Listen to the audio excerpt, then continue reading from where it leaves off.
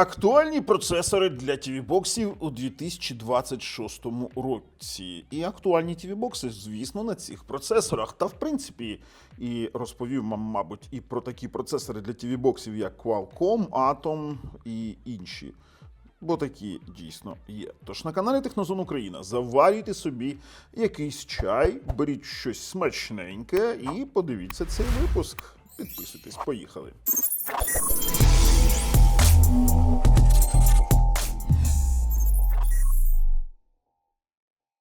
Ну, по-перше, хочу сказати, що у опису під цим відео є посилання на всі TV-бокси, про які ми будемо говорити. І є ще там в нас посилання на акцію про підписку, про яку ми сьогодні поговоримо. А що в нас з ринком самих процесорів для TV-боксів? Я вам поясню. Справа в тому, що у 2026 році не так і багато залишилось процесорів, які б, наприклад, відповідали якимсь вимогам для TV-боксів. Бо раніше було їх більше. Раніше були такі, як Intel, Atom і Qualcomm, навіть були TV-бокси на Qualcomm'ах, і деякі вже просто стали неактуальні. А зараз залишились в нас AM-Logic, Realtek, ну, Allwinner, про них скажу декілька слів, там нічого цікавого, але теж є нюанс. І це, в принципі, все. Так, є декілька TV-боксів на МТК, на які теж можна навіть не зважати. Але що з актуальних процесорів є? AM-Logic S905X2, X905X3 – це вже не дуже актуальні процесори, бо все менше на них продається процесорів, саме TV-боксів. AM-Logic S905X4 – це один з самих актуальних процесорів. Хоча в ньому немає фішок штучного інтелекту, він буде актуальний ще роки 3-4, це мінімум. І один з самих яскравих таких представників – це Rocktech G2, це повністю сертифікований TV-бокс з Netflix, усі стрімінгові сервіси будуть працювати з 1000 мегабітним LAN, з формулою пам'яті 4х32, звісно, з Dolby Vision, з Dolby Atmos, з нормальним пультом і нормальним Wi-Fi 5 ГГц. І це один з тих TV-боксів, які я можу дійсно радити, але він коштує $114. Можна в Україні також його купити за 5790 гривень. З промокодом Технозон буде ще дешевше, ще отримаєте передплату Nexon максимальний 6 місяців, плюс від ТВ тариф L 6 місяців. Це дуже актуально. Справа у тому, що є ще ось такий Home Xbox R4K+, це той самий TV-бокс, та сама платформа, але він дорожчий. Він дорожчий і, скільки я не шукав, дешевше його не знайдеш, хоча TV-бокс один той самий. А також на AM-Logic S905X4 з яскравих представників це Yugus X4Q Extra, X4Q Pro, X4 Cube і X4Q+. От, X4Q. Дуже цікаві TV-бокси з усіма фішками Yugus, з автофреймрейтами, з нормальною обв'язкою по пробросу звуку. Тут немає декодерів, хоча деякі декодери є у таких TV-боксах. Звісно, з усіма фішками, там Samba клієнти, Samba сервери, там саме NFS клієнти, різноманітні налаштування. Це дуже круто. І, в принципі, це все, що із яскравого я готовий вам представляти на AM-Logic S905X4. Бо якщо ми почнемо дивитись далі, давайте, от AM-Logic S905X4, TV-бокси, так? То тут буде багато чого. Але усе це йде з компромісами. З компромісами. Бо, ну, наприклад, давайте так, що у нас на X4?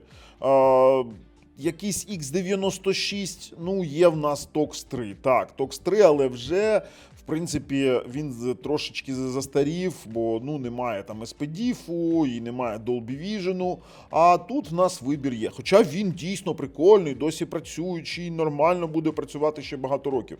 Але усе інше, його чи потрібно допрацьовувати, наприклад, той Tanix X4. Ну, Wi-Fi же ж, ну, просто суцільне лайно. X96 Max Plus потрібно допрацьовувати охолоджень, потрібно щось шити постійно. Mikulka M6 Deluxe, ну, це не повна сертифікація. Вони усі ці TV-бокси є, вони усі ці працюють, наприклад, той самий Mikulka M2 Plus Deluxe.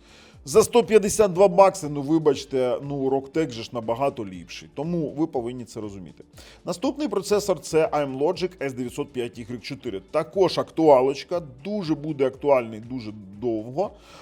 І самі яскраві на ньому представники – це Kikpi KP1 бестселер. Це раніше був Nexon X10. Хоча є одна проблема. Він зараз коштує $67. Раніше він коштував 40 баксів і був просто бестселером. Зараз є як є.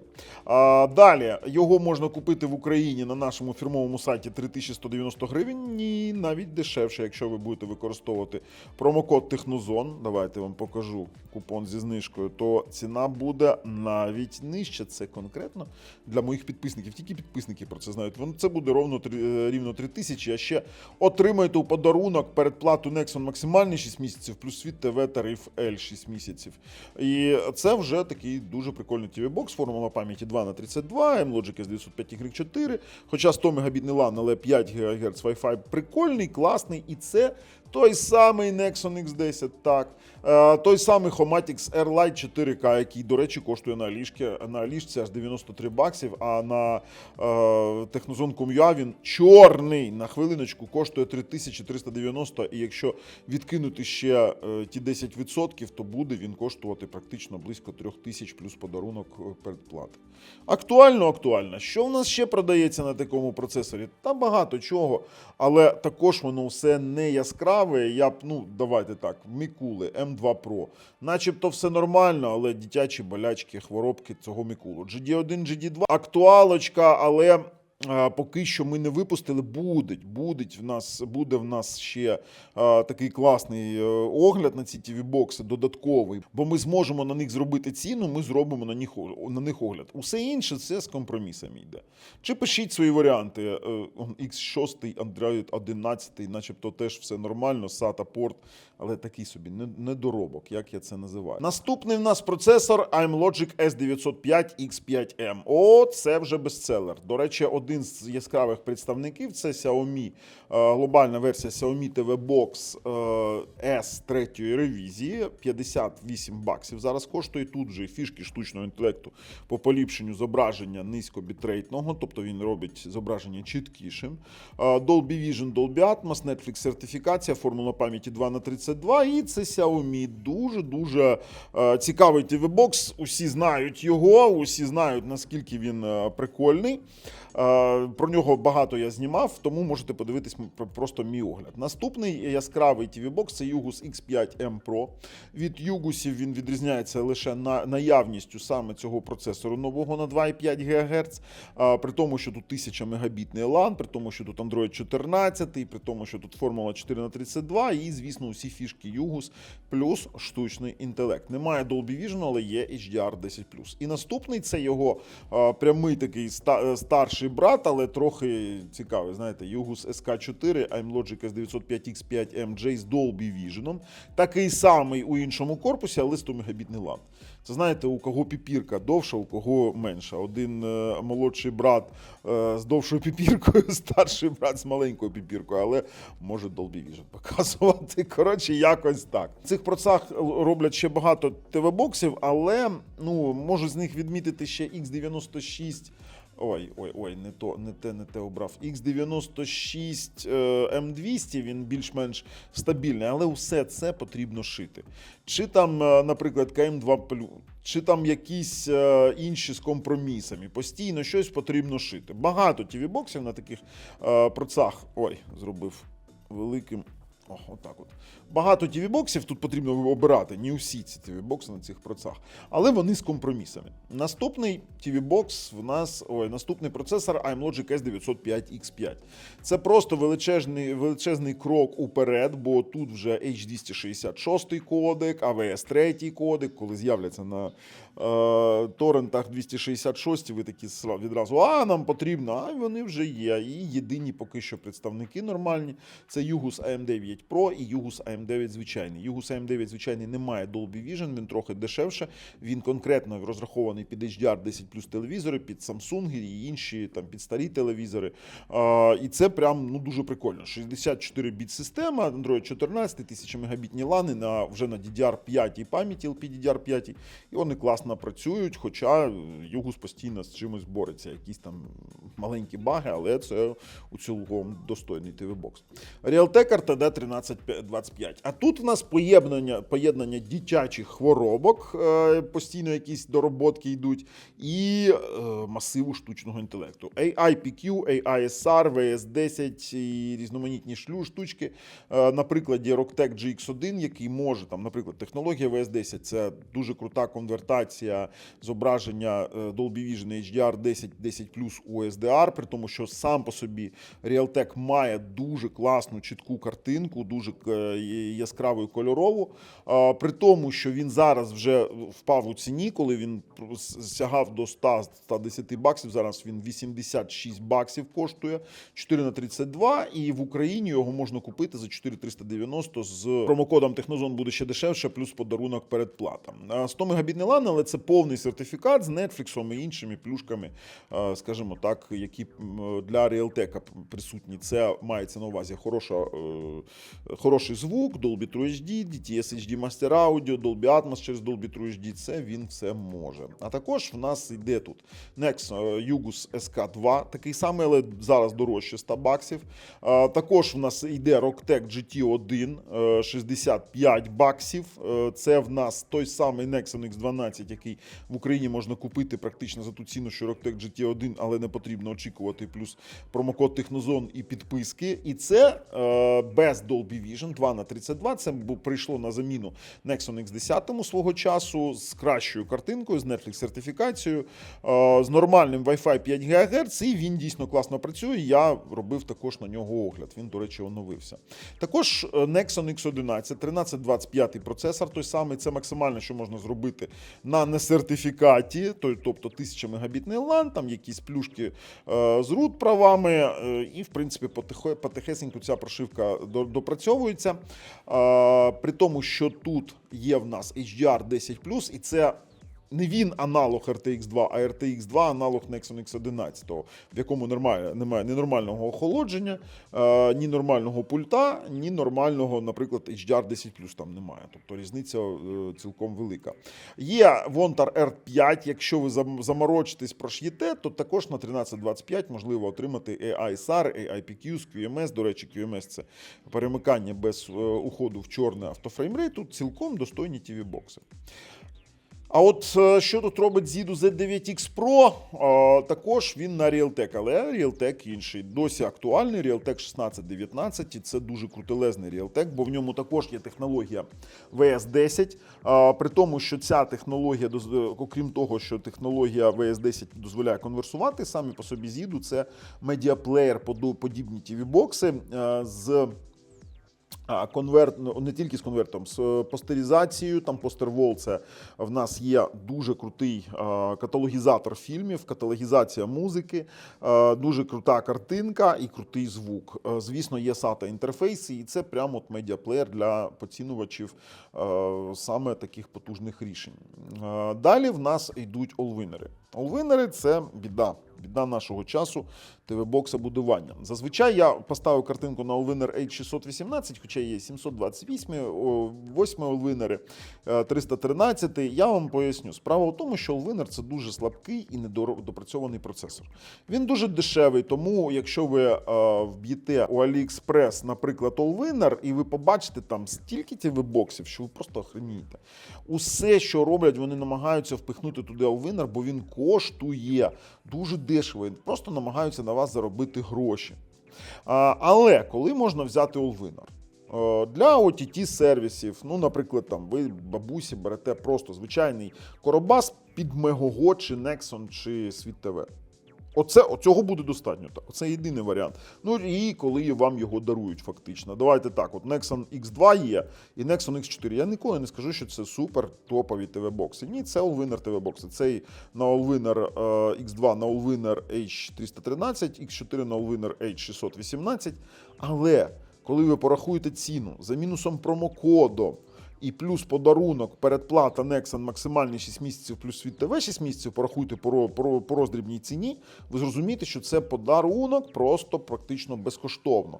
Комусь купили, для OTT поставили і працює. Це все, що можна. Також Allwinner використовуються нормально для розробок саме якихось там телевізійних презентаційних екранів, але там просто кастомні прошивки, ніякого нормального андроїду там немає, ні Android TV, нічого. Там вже так, там під розробку воно йде і воно працює, там, наприклад, там Raspberry Pi 2 Neon є, Neo є, там, де також під розробку пускають такі маленькі плати. Але ви от зараз запитаєте, а чому не випускають, наприклад, там чогось дуже потужного на Qualcomm'ах? Так, на Qualcomm'ах були TV-бокси.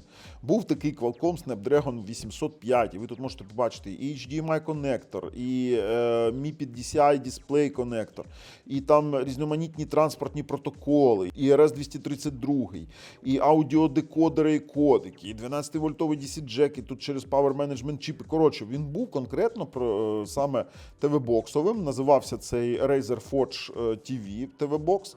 Дуже був прикольний, на ньому можна було грати, він був сертифікований повністю, але він просто потерпів невдачу.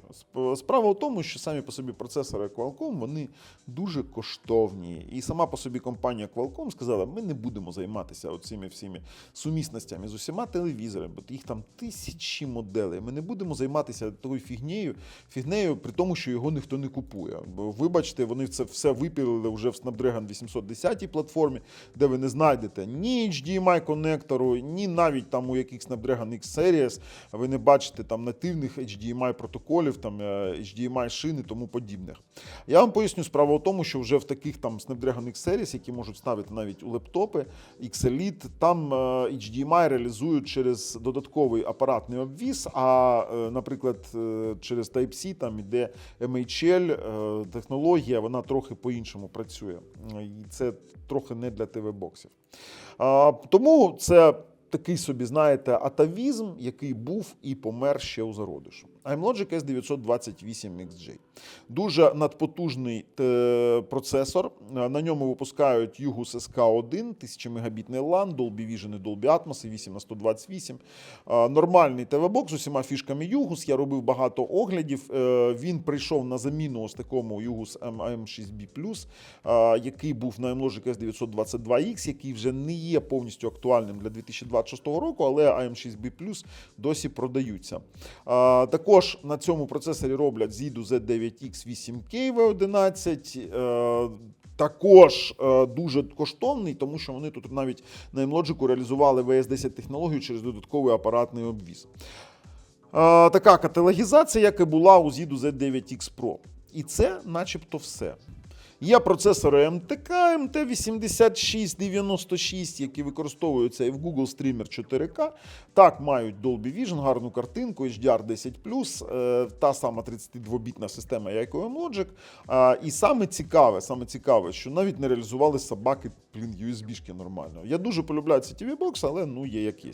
Ще на МТК випускають Amazon, якщо вам потрібна екосистема Amazon, то можете пошукати, я не по Амазонах. При тому, що була навіть платформа MT8173, це Fire TV Gen 2, от я собі виписував, і є новий MT8696 MCM, це новий клас, він буде на Vega OS.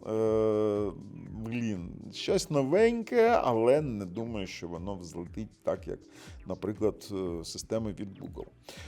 Nvidia Tegra X1. Чи актуальний? Так, працює. Чи актуальний? Ні. Поясню. Навіть, ну, от бачите, там є такий Nvidia Shield TV Pro. Це на AliExpress, на Амазоні можна ще пошукати. Я вам поясню. Справа в тому, що Tegra X1 – це процесор ще 2015 року.